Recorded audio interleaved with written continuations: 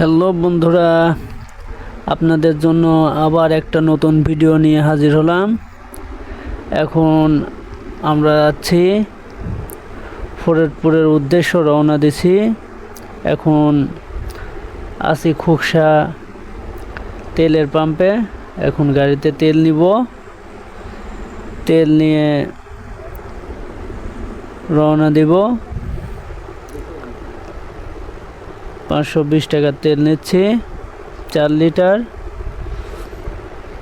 520 টাকায় 4 লিটার তেল হবে।